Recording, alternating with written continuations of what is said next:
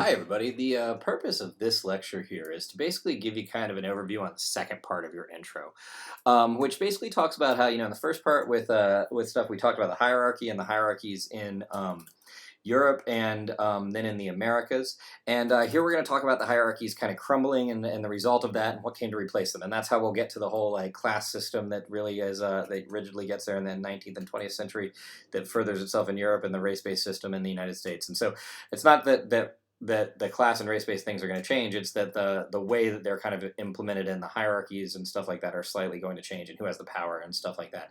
And so this lecture is going to take you to like the second part of that, if that makes sense. It'll go back a little bit. It won't be completely linear. I'll explain that kind of as I go along.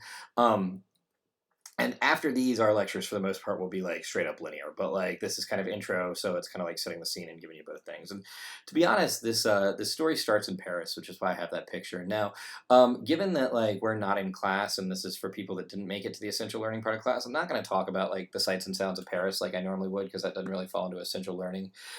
This is the type of thing that I like to do just to like introduce like parts of the places where we're going to study to people and like get ideas of like who's been there, who's seen it, because it's always important to travel and go see those things. So these are other bits of Paris. You may recognize some of this. You've got the Louvre down on the side. You've got the Arc de Triomphe up here. You've got the Champs Elysees as well, and the Place de Concorde, which is where the guillotine was set up. As I said, I'll go into more of it like when we're talking about it in class some, but this just kind of gives you an overview of what you're looking at now. And here you have some other really interesting parts of Paris. In the center, you have the Notre Dame Cathedral, and you have places like Montparnasse and Montmartre, which are some of the more artsy areas of Paris or so. So now, for those of you actually like using this to get your information and take notes, here's where the actual academic part of it starts real hardcore. This is the intro part two. The hierarchy starts to crumble. Discord leads to something known as the Enlightenment or so. And yes, I'm well aware of the fact that the Eiffel Tower would not have been built at this point, but it is the iconic part of Paris, and we are talking about modern Paris because we can't go back in time as well, so, like, enjoy it. Now, essentially what I'm going to be arguing to you throughout the course of this lecture, and this will probably take about 30 to 40 minutes or so to get through on the whole because of the amount of things that it covers, is that there was this rigid class hierarchy that was set up and ingrained in Europe during much of the Middle Ages. And this is mainly going to focus on Europe. There'll be a teeny bit on the Americas, but it mainly talks about the what went on in Europe. Because as we will discuss, for the first part of the Americas, until about the 1880s, 1890s, they are essentially like slaves to European thinking. And a lot of people in the Americas say that this is a problem. This is true in the United States too. All the like quote unquote good, like impressive, cool old stuff comes out of like the old world, and then the new world is like continually playing catch up. So like we need to kind of look at European thought, because a lot of American thought, and by that I mean like Latin American, etc., is going to be based on that, right?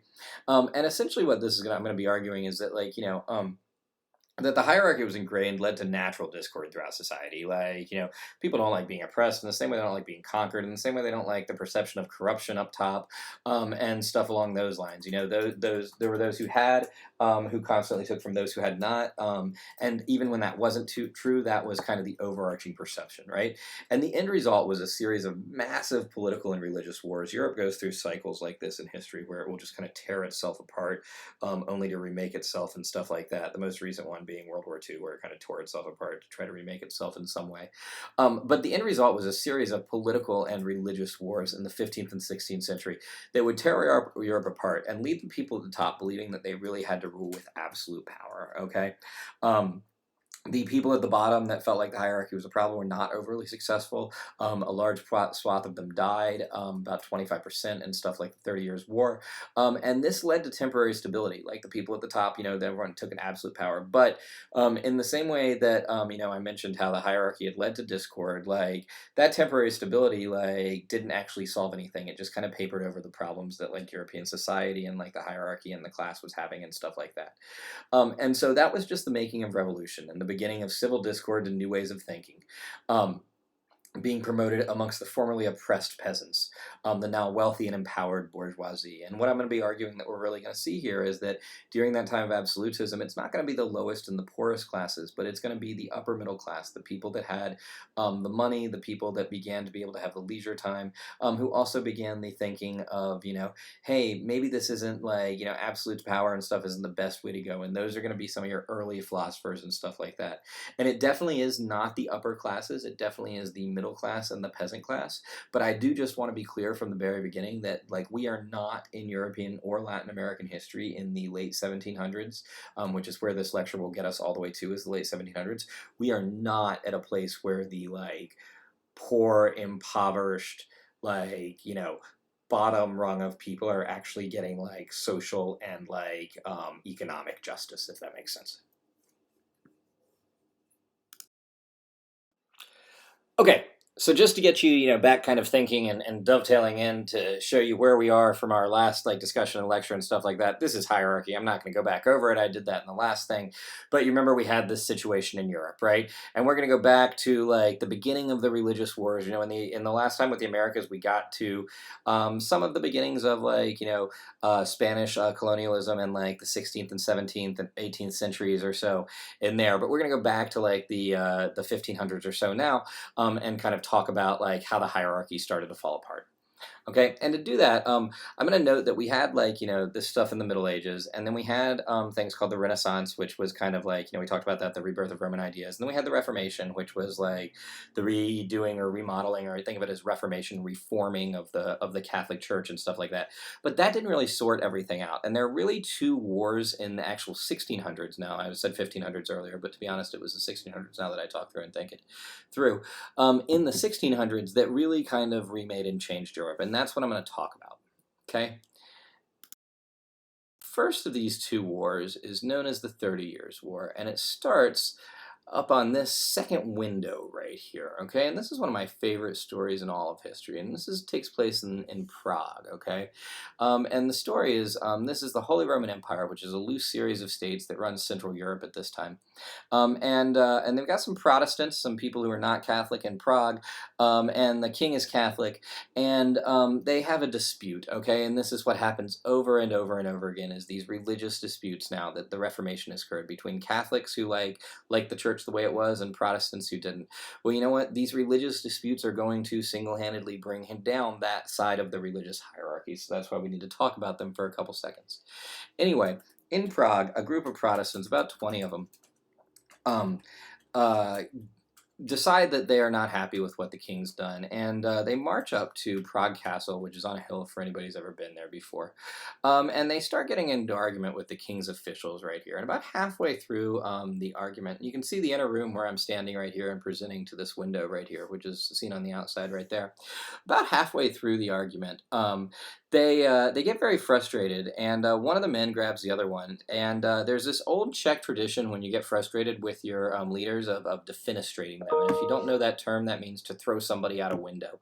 Fenestra is the Latin word for window, and so that's where that comes from. And so they grab the officials and they chuck them out this window right here. Okay, it's not too high. You could possibly like get seriously injured. You probably wouldn't die, but they chucked the officials out the window in something known as the Second Defenestration of Prague. I told you it was a Czech tradition. There'd already been one beforehand.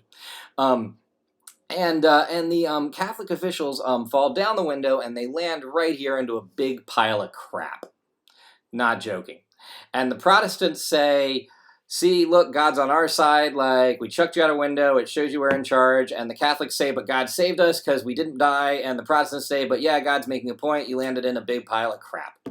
And this thing, known as the Second Defenestration of Prague, kicks off something called the 30 Years' War. Okay? The 30 Years' War is this massive war in Central Europe, okay? And it's actually kind of two wars. That's why it says the 30 Years' War and the Second Northern War.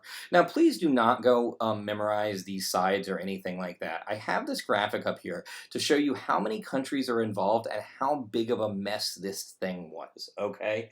This is not meant to be oh God, Doran's going to quiz you on this by any means.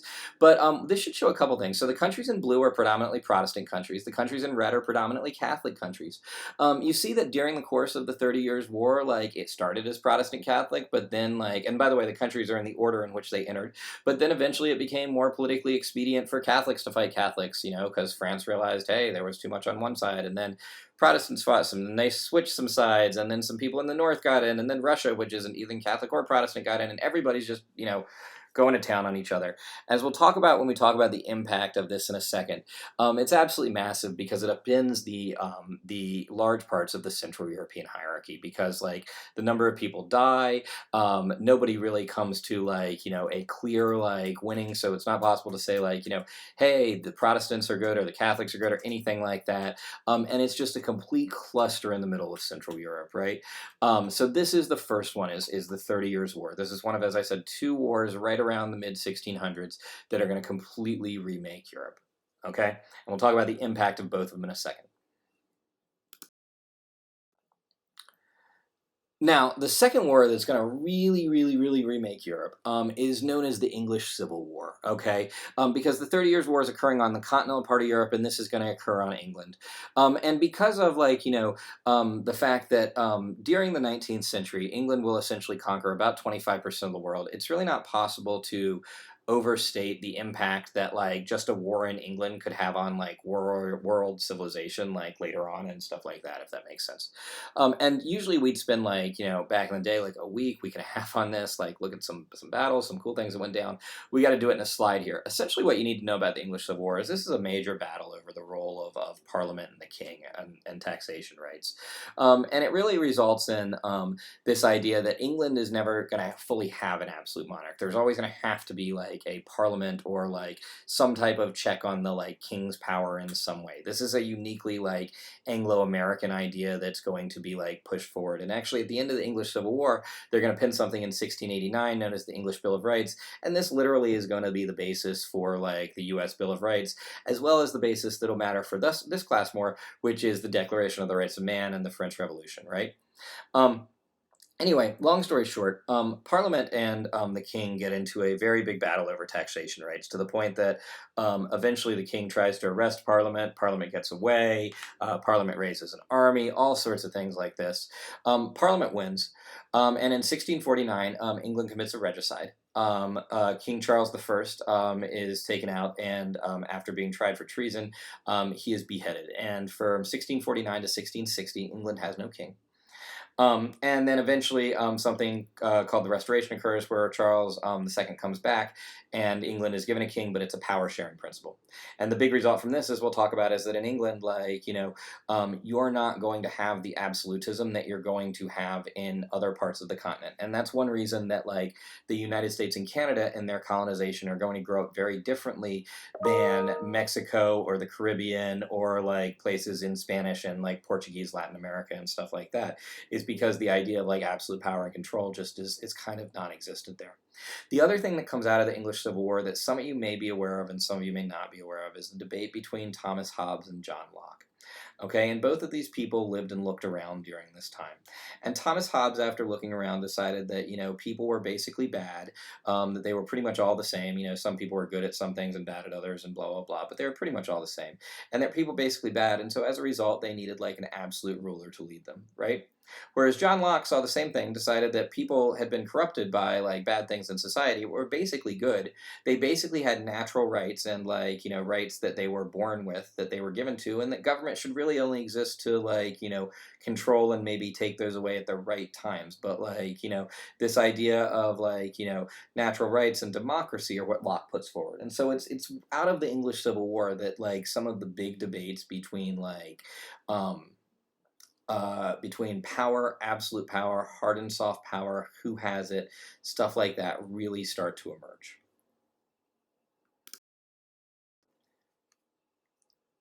So what's the overarching impact of these two wars that I want you guys to be aware of? Well, this is the key thing to make sure that you know right here. As I said, I'm not going to ask you about like, sides of the 30 Years' War. I'm going to ask you what the impact of the 30 Years' War. Okay? As I said, on the last slide, when we're talking about the English Civil War, the impact is really that England becomes a model for civil liberties in Europe, okay? This doesn't mean that they govern their colonies necessarily that way, but like in in the actual like England itself, the idea is that like England always has been and is the most free country in Europe, and like things like freedom of speech are more or less codified in this time.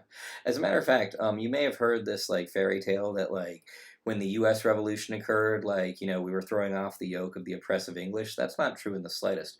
We actually thought that the English weren't governing their colonies the same way they governed England itself, and most of the Americans, the wealthy bourgeoisie up top, thought that like their rights as Englishmen had been taken away, and they were trying to get those rights back in the American Civil War. Um, Class is still a serious issue in England, and it will be when we get to things like the Industrial Revolution in the 20th century and stuff like that. But some of it is mitigated by the fact that people have representation, okay? Because as I said, England becomes the model for civil liberties, and this whole thing was about whether or not you could tax with or without the consent of Parliament, whether you could tax the people. And the principle in England is that you can't tax the people unless you're also going to give them a say in the government, right? And so as a result, class doesn't become quite the serious factor that it will on the continent. Other things definitely become a serious factor that lead to discord in England and stuff like that. But there is a little bit and a little bit. I mean, this is like marginal. I'm not saying there's social mobility. I'm saying there's a little bit more social mobility and a little less class conflict as a result. Like England's not going to have the massive like communist tendencies that other parts of the continent were later on when class conflict comes up in the 1840s. Meanwhile, the 30 Years' War, the big thing that it does is it demonstrates the need for a balance of power in Europe, okay? And this is something that you should come back to over and over and over again, okay? Balance of power basically is this idea, and you should write this down, you should start, we'll be talking about it like even in like the 1990s, like 2000s. What are they trying to do? They're trying to preserve the balance of power. The balance of power is this idea that like you need to make sure that no one European country gets too powerful to be able to conquer all of them, right? So like when I said this became a war about politics after being a war about religion, part of that was because like, France saw that like, the Holy Roman Empire and Austria were getting too powerful, and so they jumped in order to stop that, et cetera, et cetera. And so the balance of power is going to be the key thing to come out of that. Wars of religion are really beginning to wane, and politics and science are going to become significantly more important, okay? This is when the idea of like, conquering somebody till they do you homage and like, they become your lord stops, and instead you like, have peace treaties and stuff along those lines.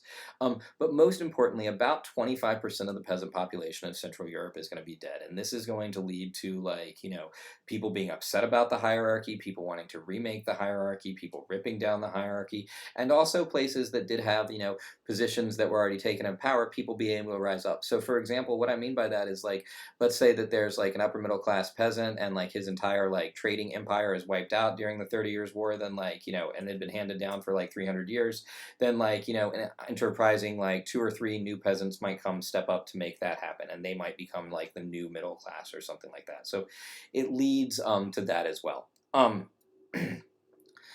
There's a number of territory changes as well that you don't need to memorize by any means, but if you're wondering where these things happened, it's here. Like this is when Switzerland becomes neutral. This is when the Netherlands gains independence from Spain.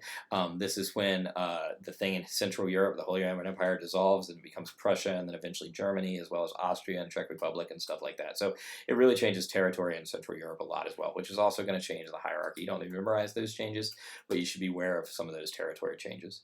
And outside of England, what's happened as a result of these two wars is that like Hobbes's argument is going to win out for now. Locke's will probably win out long term, but Hobbes, the one that said that we should have absolutism, is going to win out for now. Absolutism really becomes the order of the day in order to maintain control and make sure that, from the point of view of the top leaders, 25% of the peasant population isn't going to die again. And hard power is really favored over soft power, at least for now.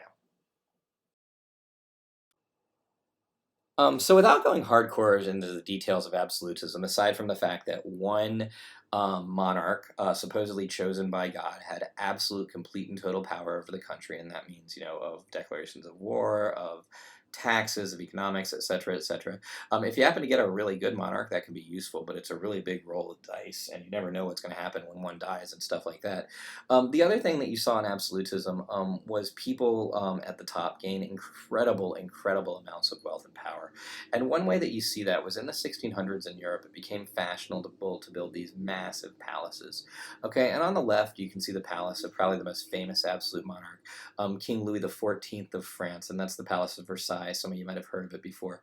This thing in the middle of the Hall of Mirrors was this incredibly opulent room that's built out of crystal, leaving lined with mirrors on the side, which used to be incredibly, incredibly expensive during the day. And the whole thing takes up, the size of a small city and stuff like that. And then on the right, you see Peterhof, which is the massive palace outside St. Petersburg, built by Peter the Great, and like his kind of version of Versailles, if that makes sense.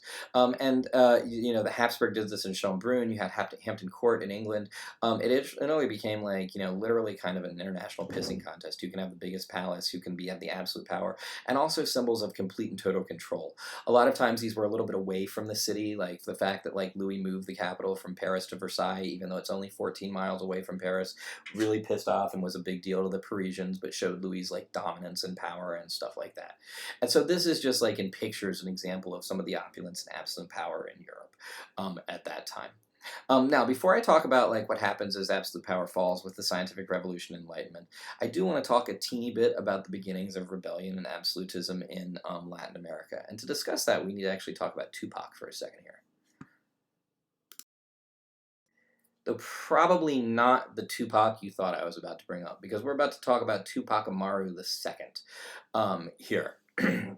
um, and what had happened, as you guys did the stuff on Spanish colonial absolutism and the research on that, is, as you know, Spain had taken tons of wealth from the New World, and at first, like Spain in its height had really, really, really built up the wealth that you saw, like same type of thing, like much like Versailles or Peterhof that I showed you last time or something like that.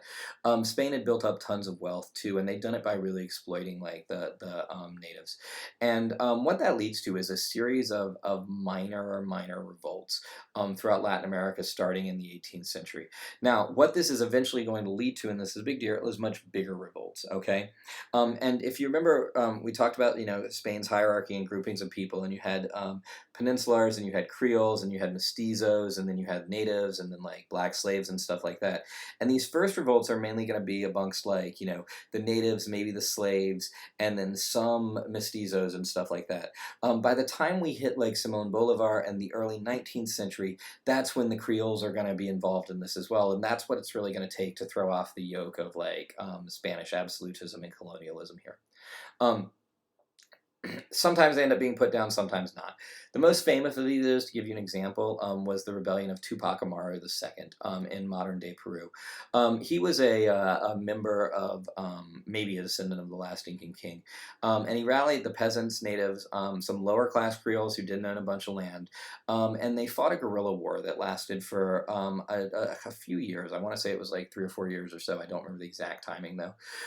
Eventually, though, he's betrayed and he's executed in this horribly horrific fashion, where he's like pulled apart by horses after having his kids killed, after having his tongue cut out, and stuff like that. And it's meant to show that like Spain has control. Like, look at what we do. We catch these people. This is what happens when you screw with the Spanish government, etc., etc. And we're really going to crack down on native culture and stuff like that. But it's with the rebellion of Tupac Amaru that begins to like backfire, because like instead of like being okay with people cracking down on native culture, and natives start to rebel, and they do things like outlaw like various Peruvian and Incan, sorry, it's in Peru, sorry, outlaw various like old Incan languages. So what do? Well, the Incans do more to preserve their language and stuff like that, albeit secretly. um, It leads to rebellions in New Granada and other places along those lines. And what this really does is it shows the uneasy situation that Spain's currently sitting in. We're not going to get to rebellion quite yet. That's got to happen in Europe first and then kind of spread across the Americas. Or sorry, revolution quite yet. But we are going to have rebellion, and it's going to make the peninsulars incredibly uneasy. And we start to see actually in the Americas the beginnings of like absolutism kind of cracking at the seams.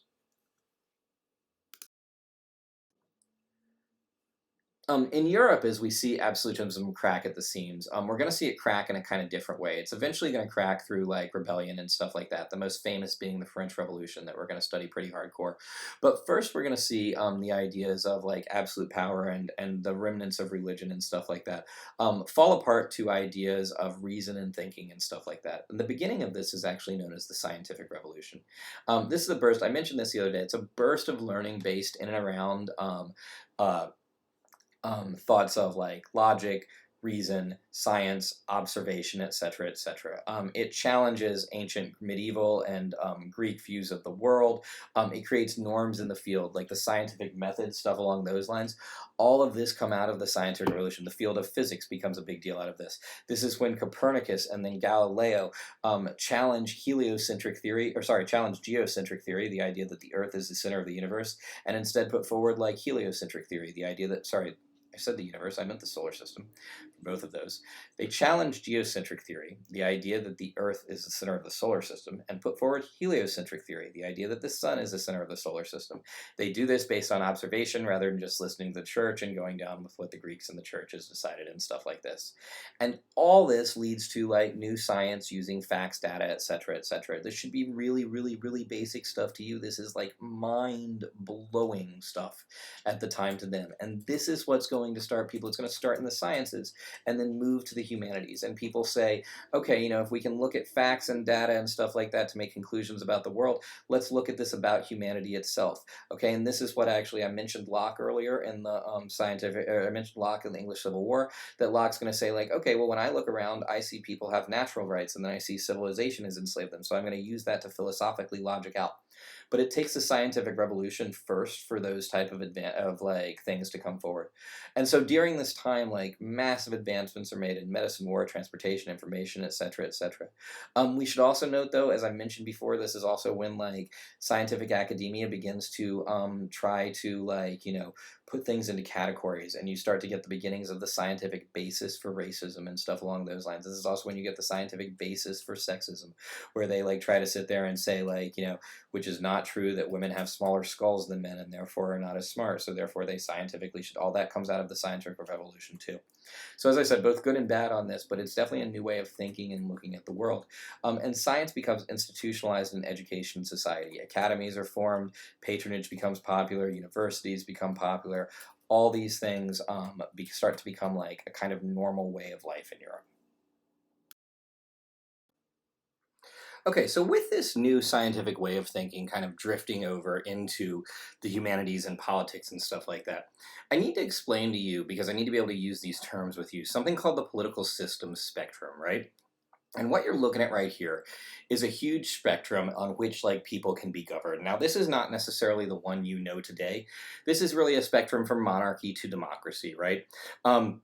And one of the things that the Enlightenment will talk about and that happened during the English Civil War, and one of the things that prevented absolute monarchy, was that the UK settled like on a nice hybridized system by around like 1707 or so. Okay, now, having said that, what's going to happen during the course of this like UK hybridized system and stuff like that is that in the modern world with the Enlightenment, essentially the right side of the system is going to be cut off, because for the most part monarchies do not exist in modern Europe and Latin America, right? Um, and so really what we talk about, because it's the left side, is anything that occurs like from absolute to, or some, sorry, from Enlightenment on, is known as the modern liberal state, okay? And the modern liberal state, that does not mean liberal and conservative versus today. Everything exists in the modern liberal state. Like monarchy would be the opposite of that, or like absolute monarchy, like Saudi Arabia today, something like that. The modern liberal state is a state that is set up in order to serve the people, rather than like the people serving the king, which is really what happens in monarchy. In the modern liberal state, the state serves the people, okay? And so you see a shift towards the principles of like the modern liberal state and more towards like the democratic end. Now, if you look at this, you get more of an idea of what the modern political system spectrum looks like. So this would be kind of if we cut out just the left side of it, and this is how we talk about politics and stuff today. Okay, and you guys probably have known this and seen this before. It actually should probably be almost more like a circle, because it almost connects, because on the far end of the right side is like fascism and Nazism, and the far end of the left side is like, USSR style communism, and you really need like a totalitarian government to rule both. But like this gives you an idea of like, the left is what we call the liberal side. That's where the Democrats tend to be, though they drift over to the other side. The right is what we call the Republican, or the right is the conservative side. That's where the Republicans or GOP tend to be. You can see some overlap and stuff like that in these. obviously, like, parts of like each party, like, for those of you that felt the burn, you might drift further to the left. Trump supporters would probably drift, like hardcore Trump supporters would probably drift like further to the right, stuff along those lines.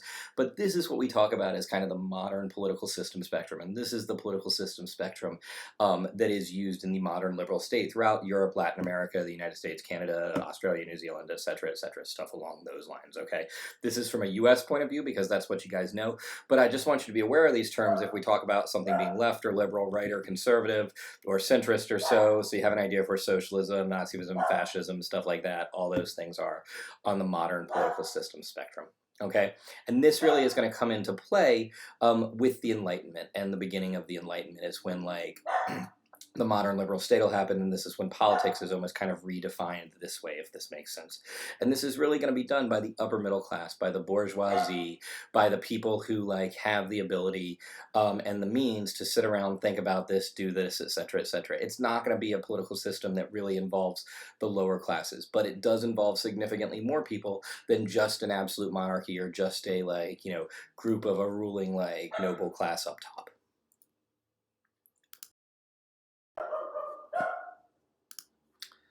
So bringing us back to 1700s France from the beginning, Paris and the era of the Enlightenment, right? And this is the France of King Louis XVI and Marie Antoinette, who you may have heard of. Both of them will lose their heads soon in the French Revolution. This is also the Paris that has Benjamin Franklin, Thomas Jefferson, John Adams over there for various reasons, to try to, create ties between the United States and France, etc., to get ideas about the Enlightenment. Franklin is actually incredibly popular, and I have a number of good Franklin stories I'll tell you if you're there for like actual online learning. They don't fall into essential learning, they're more just for fun, and they're a little inappropriate, so I'm not going to repeat them on this. But it's a fascinating time to be alive. I mean, Paris is kind of the it time, if that makes sense. And the thinking occurs in what's called salons, okay? And these are essentially social eating and drinking clubs that really, like, anybody could go to, but the only people that really do go to are what we'd call the bourgeoisie, the upper middle class, the bourgeoisie, that group of people, etc., etc. They're the only ones who have the time to be able to afford it.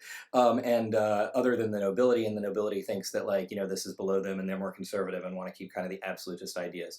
So this is where people like, Voltaire rubbed shoulders with Jefferson, etc., is in these like salons in Paris, and they have various titles, and the most like radical and far out of which is known as the Jacobin Club, which we'll talk plenty about later.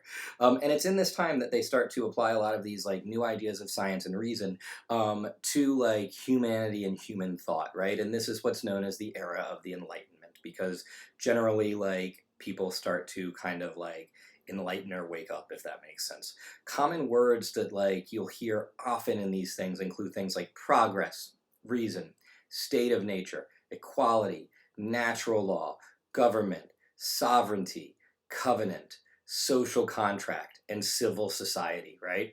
Um, and these are all ideals. Like, let's keep in mind that like when they talk about equality, they're talking about equality for all free landowning white men, not like equality for all people, stuff along those lines. But it's still the first time anybody's put forward the idea of equality in any way whatsoever, even for all free landowning white men. You get theories of social contract, the idea that there's a deal between the governed and the governed, etc., and that they can throw off these abilities that they can throw off the government if the government doesn't hold its social contract, if it doesn't hold up to its end of the bargain, etc., and so this is like the kind of Enlightenment thinking that goes on. Now, normally, guys, I'll say this, or y'all, I'll say this, we would look at a number of Enlightenment philosophers, Hobbes, Locke, even going further back to Montaigne and stuff like that. Because we're in essential learning, we really have time to only look at three, and so it's going to be a little more direct instruction, but we will take some time to actually, after this lecture in the next like lesson or so, to look at like some of the ideas of these like three key Enlightenment philosophers, or as they're known in French, Enlightenment philosophes.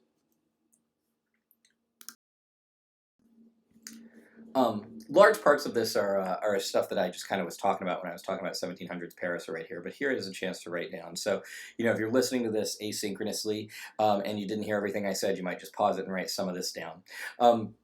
But as I brought up, the definition is a new way of thinking that focuses on science, logic, and reason rather than religion and superstition, and it's going to be most popular amongst the bourgeoisie. Okay. Paris becomes the center of learning after the 30 Years' War. Paris emerges, or France emerges, as the most powerful country in Europe during the 30 Years' War, and Paris kind of becomes the center of learning. And like, there's enough like wealth and stuff coming in, and France is like kind of the dominant central part. And since Germany is in a bunch of pieces, it's not one state yet or anything like that, and England's detached from the continent. That's where everybody comes. And the groups of people that are known for this are known as the philosophes, which is obviously French for philosophers are here. Um, and I said you'd hear these common words. Well, the philosophes tried to root all their ideas, and this you should be aware of. Like, the common words are just like things you'll hear over and over again. It's like we were listing themes in a book. These you should be aware of because these 5 key concepts were concepts that the philosophes put forward as like what they wanted to do with their ideas, okay? And that was like, they tried to root all their philosophy, all their ideas, what was discussed in the salons, what came up in the Enlightenment. All this was to try to quote unquote further the progress of man. We can debate whether that's actually happening because, as I said, some really bad racist ideas come out of it.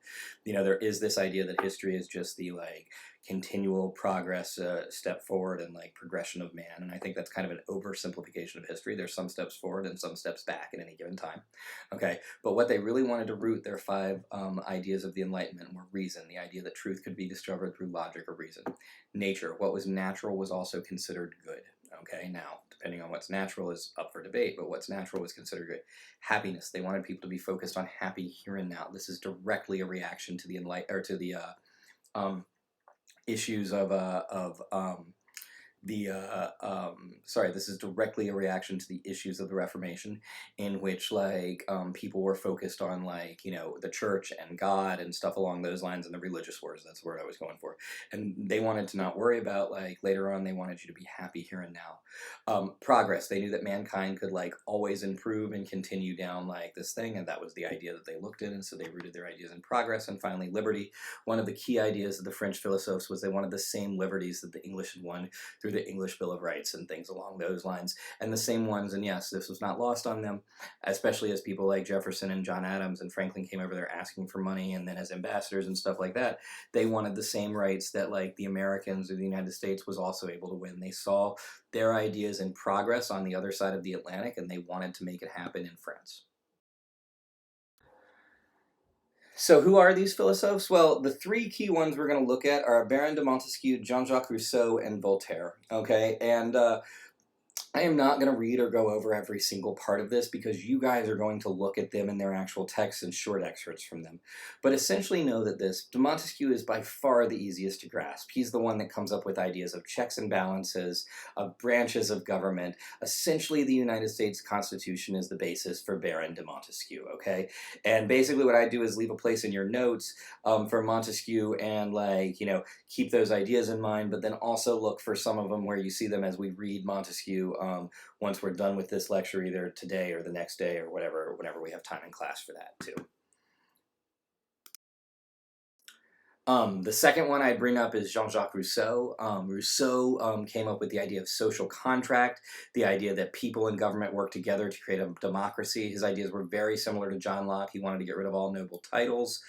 He thought that government is the least government. The best government is the government that takes away the least rights as possible, is the least restrictive for people, because people are naturally good, and if they live in a place where they're not corrupted, they will be fine. Now, at the same time, Rousseau also pushed ideas of men and women being complementary and having spheres of life, a kind of separate but equal idea, men outside, women in the house, etc., etc. So as I said, these guys have kind of both sides of it, but these are the main ideas of Jean-Jacques Rousseau. And then the last and most famous of the French philosophers is Voltaire, okay? Jean-Marie Arnaud, as he was known as in real life, or using the pen name Voltaire. And much like Cervantes in Don Quixote, he is going to use satire to make fun of important people, and is actually going to get thrown in jail a number of times because he's one of these people that has no idea when to shut your mouth, okay? In any way whatsoever. The famous quote that sums up Voltaire, sums up the Enlightenment, and I'll leave you with on this lecture. To be honest, he probably never really said it, but the essence of it is what's important more than anything else, and these are the essence of the ideas of the Enlightenment and liberty, etc., that these people were putting forward. I do not agree with a word you say, but I will defend to my death your right to say it. Okay, with that in mind, that wraps up our second intro lecture or so here. We are going to spend some time, as I said, either synchronously in class over today and the next day, or asynchronously if you can't make it, looking at the ideas of Montesquieu, Rousseau, and Voltaire, and then talking about how these, like, were ripe for kind of bringing down the hierarchy in first the very, very briefly, just in passing, the American Revolution, but then most notably in the French Revolution on this side, on the European side of the Atlantic, and then the Haitian Revolution on the North American side of the Atlantic. So have a good one, and I will talk to you guys soon.